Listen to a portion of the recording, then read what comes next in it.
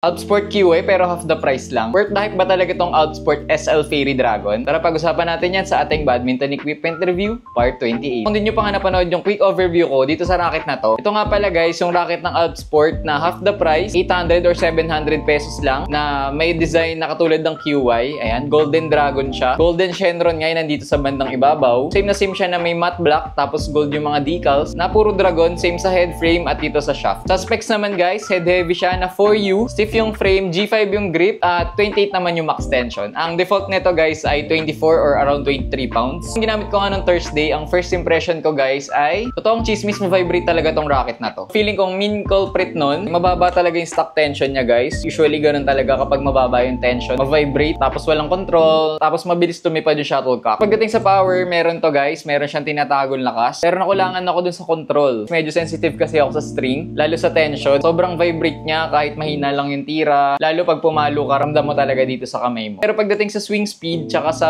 maneuverability, mabilis siya guys. Mabilis naman ako nakaka-intercept dito sa front. Problem nga lang talaga dito sa racket na to guys, yung stock string niya, feeling ko, at yung stock grip. Papakita ko nga dyan guys yung clip na ginugupit ko yung stock grip kasi ilang paluan lang na tanggal din siya agad. Feeling ko overall dito sa racket na to, for beginners talaga siya. Which is most likely design talaga to siguro para sa mga nagsisimula. Yung mga nagtitipid pa kasi beginner pa lang sila. At yung mga hindi pa buo yung loob sa pag-invest ng malaking pera sa pagbili ng mamahaling raketa. Yun nga kasi may string na siya, may grip, tapos below 1,000. Bira ka nga lang makita ng ganong legit na racket na ganong kamura. Sino ba naman kasing di maangasan dyan sa Dragon na design ng QY guys? Kahit ako na naglalaro na talaga, nahuli pa rin ako nung design ng QY. Masarap nga tayo pang flex sa tropa mo kasing angas talaga ng design. Advisable nga rin to para sa mga nag-PPE, yung mga gusto maglaro sa labas, yung mga palo-palo, at yung ilan dyan na gusto pang papawis lang yung badminton. Saan ko nga ba ito nabili at mabibili? Andyan lang yan sa yellow basket ko sa baba. At talagay ko na lang din yung link sa first comment ko.